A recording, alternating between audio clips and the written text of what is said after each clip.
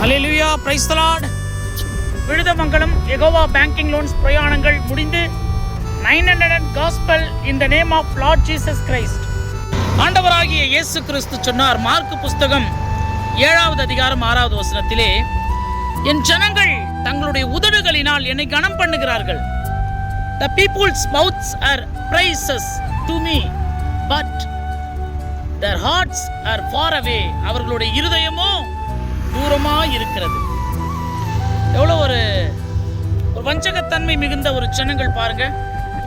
நம்ம இருக்கும்போது நம்மளை பற்றி நல்லா பேசுவான், போயிட்ட பிறகு நம்மளுக்கு குறை சொல்லுவான். நம்ம கேள்விப்பட்டிருப்போம்ல, இது மனிதரை ஏமாற்றலாம். வானத்தையும் பூமியை மனிதனை மண்ணினால் படைத்த ஆண்டவராகிய இயேசு கிறிஸ்துவை மனிதன் நீ ஏமாற்ற முடியுமா? அதான் இயேசு கிறிஸ்து சொன்னார், என் ஜனங்கள் தங்கள் உதடுகளினால் என்னை கனம் பண்ணுகிறார்கள். நல்லா பேசுவாங்க, நல்லா வாங்க ஆண்டவரே, எங்களுக்கு சுகம் கூட ஆண்டவரே. 10 குஷ்டரோகிகள் வந்தாங்க. 10 பேர் எங்களுக்கு சுகத்தை வேண்டுகொண்டு என்னிடத்தில் கேட்டார்கள். 9 பேர் சுகத்தை பெற்றுக்கொண்டு ஓடிட்டாங்க. ஒருத்தவன் மட்டும்தான் ஓடி வந்து இயேசு கிறிஸ்துவுக்கு நன்றிகள் சொன்னான். அந்த ஒரு மனிதனையும் கர்த்தர் ரட்சித்து, இனி பாவம் செய்யாதபடி உன்னுடைய ரட்சிப்பை காத்துக்கொள் என்று சொன்னார்.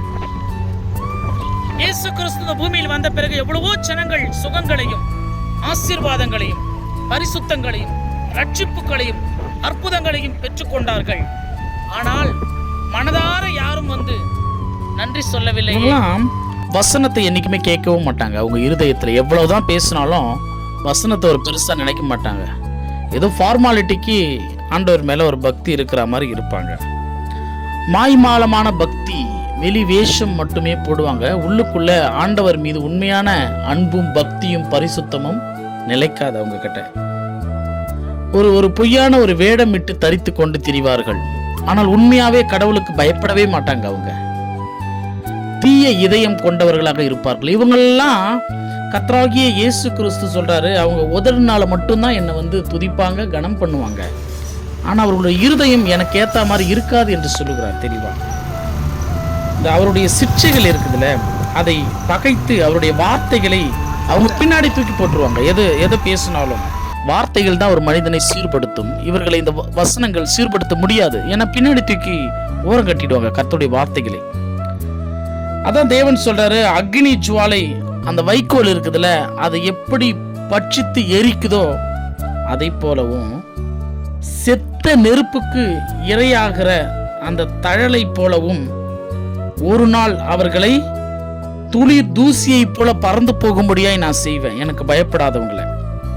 என கர்த்தருடைய வேதத்தை வெறுத்து இஸ்ரவேலினுடைய பரிசுத்தருடைய வசனத்தை அசட்டை பண்ணுகிறார்கள். வசனத்தை அசட்டை பண்ணுகிறவர்களை கர்த்தர் ஒரு நாளும் சும்மா விட மாட்டார்.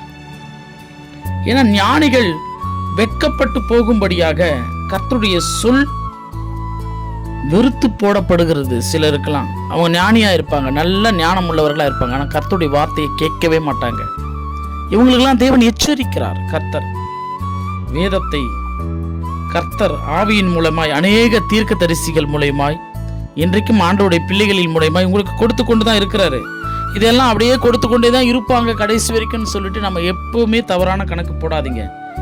ஒரு நாள் கர்த்தராகி தேவன் உங்களுடைய இருதயத்தை வைரமாக்கினதை போல மகா கடுங்கோபம் கர்த்தரால் உங்களுக்கு நிச்சயமாய் வரும். உங்க இருதயத்தை என்ன பண்றீங்க? வைரத்தை போல அப்படியே கடுமையா வச்சுக்கிறீங்க. என்னதான் கர்த்தருடைய வார்த்தைகளை கேட்டாலும், ஆனால் ஒரு நாள் கர்த்தருடைய கோபம் வரும்.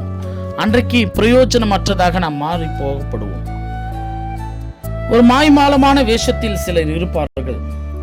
தேவன் தான் என்னுடைய கண்மலை, அவர் தான் உன்னதமான தேவன், என்னுடைய மீட்பர் என நினைவு கூர்ந்தாங்க.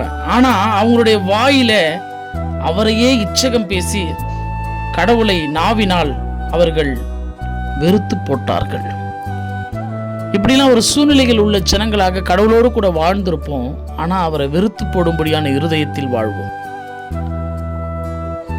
இயேசு கிறிஸ்து தெளிவா சொல்லிட்டாரு, பரலோகத்தில் இருக்கக்கூடிய என் பிதாவின் சித்தத்தின்படி எவன் செய்கிறானோ, பேசுகிறவனும் அல்ல, சொல்றவனும் அல்ல, செய்கிறவனே என்னிடத்தில் நிலை நிற்பான்.